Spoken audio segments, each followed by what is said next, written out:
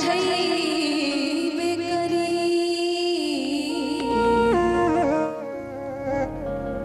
भोले बाबा के अलग जगई करी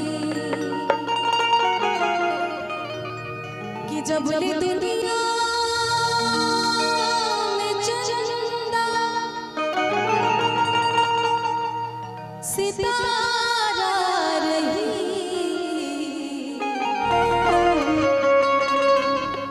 नारा बोल बम के हरदम सुनई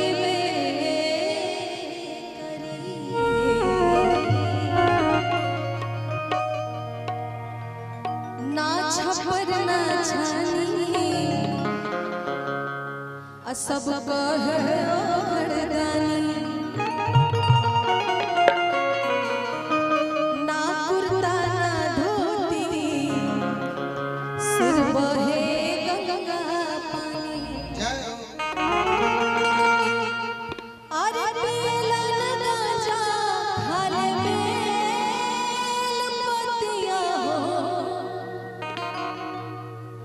पीला न गांजा खाले बेल पतिया हो ना छानी सब कहे ओ घरदानी ऐसे नहीं बीट पे हाँ ना कुर्ता ना धोती सर बहे कि पीला न गांजा खाली बेपतिया हो अरे पीला न गांजा खाली बेपतिया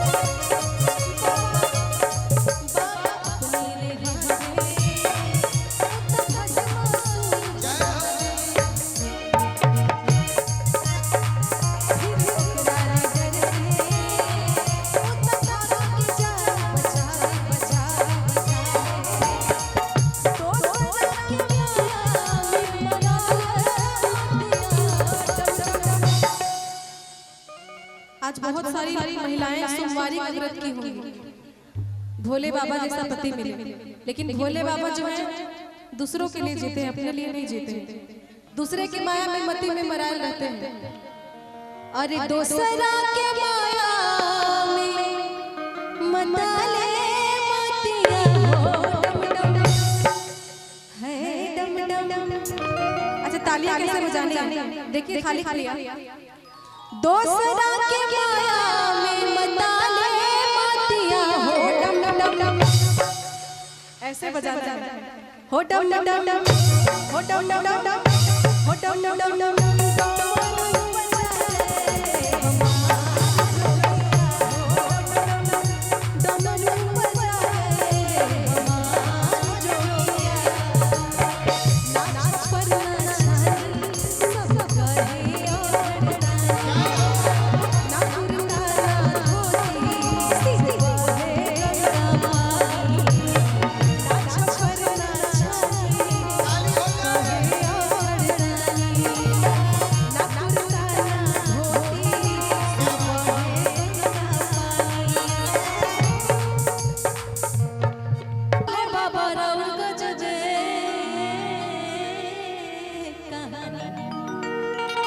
अरे सावनों में लतिया टूटही पलानी, ये जमाना दीवाना तू न पूछा कैसे,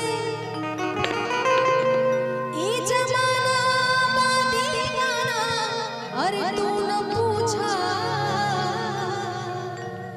कैसे।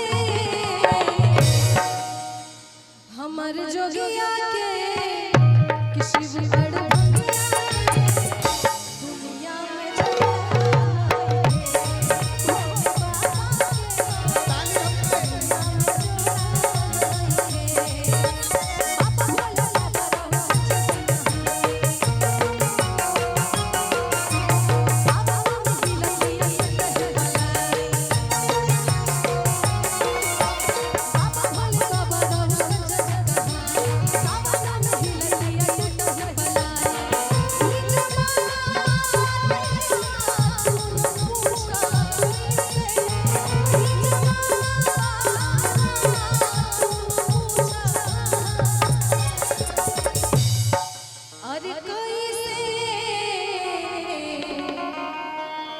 कि हमारे जोगिया के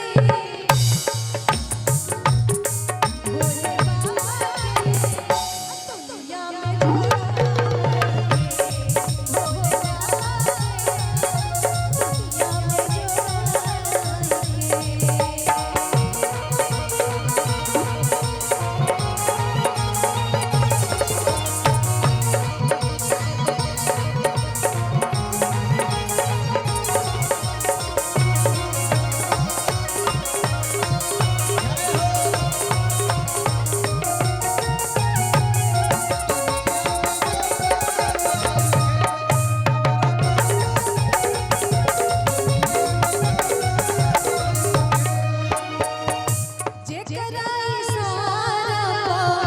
चले जाओ सारा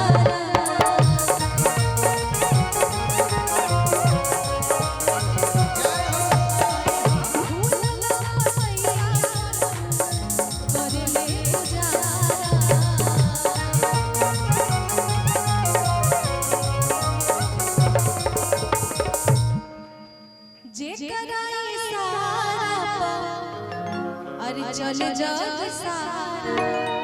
अभी मैं इस भजन के बाद आप लोगों के पास भी आऊंगी, आप लोग गाइएगा ना साथ में। और आप लोग जो भजन गाते हैं शादी विवाह में, सबसे पहले जो भजन गाते हैं माता रानी के भजन से शुरुआत करते हैं, उसके बाद फिर तो दुल्हा दुल्हन का इतना गीत गाते हैं। चाची गाती है ना खूब, गारी एकदम दबा के, याद है गारी? गाइएगा ना? नहीं मुझे लगा बोलेंगे नहीं नहीं। अरे बहुत अच्छी बात है, आपके लिए भजन सुनाऊंगी, आप गाइएगा साथ में, जो आपको याद होगा वही गाऊंगी। कि जे कराए सारा अरे चले जग सारा, अब फूलवा पतैया अरे कर ले गुजारा, भोला करे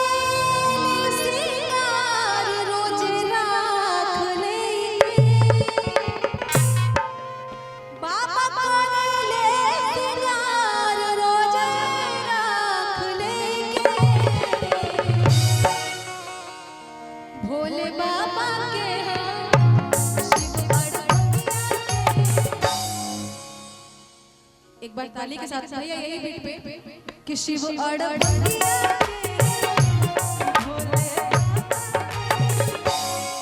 एक बार मजा आ रहा है। खालिक भैया अब देखिए खालिक भैया कैसे ठुमका लगाते हैं। भोलेनाथ के असली भक्त हैं कि इस भोले सी सूरत के भाव को बाचो तो जाने, इस भोली सी सूरत के भाव को बाचो तो जाने। और भोलेनाथ के भक्त हैं नहीं है इन लोग, खाली सावन में इन लोग को बहाना चाहिए कि हम महाकाल के भक्त हैं। गांजा और चिलम पीने के लिए, भांग पीने के लिए सब भक्त बन जाते हैं सावन में। ऐसे कोई पूजा नहीं करेगा, सही बात है ना। सावन जैसे ही आया सब महाकाल महाकाल चिलम गांजा जिधर देखो फूक रहा है, सब भांग पी रहा है। अब भोलेनाथ तो जहरों पिए थे, जहर पीजिएगा जहर जहर का क्यों? भोलेनाथ तो जहर भी पिए थे ना। जैसे ही जहर पिएगा तो भोले बाबा से भेंटे हो जाएगा। तो खाली चिलम गांजा पीने के लिए सब भोलेनाथ के भक्त हैं कि इस भोली सी सूरत के भाव को बाचो तो जाने। और बाबा के भक्त हैं कोई नहीं है। किसके भक्त हैं? किसके भक्त हैं? अरे भगवान के भक्त हैं कि मेहरारू के? हाँ सब पत्नी भक्त हैं यहाँ पर। बाबा के भक्त हैं तो जरा जागरण में नाचो तो जाने, जागरण में नाचो तो जाने। खालिक भैया के लिए जोरदार तालियां। और क्या कि भोले बाबा के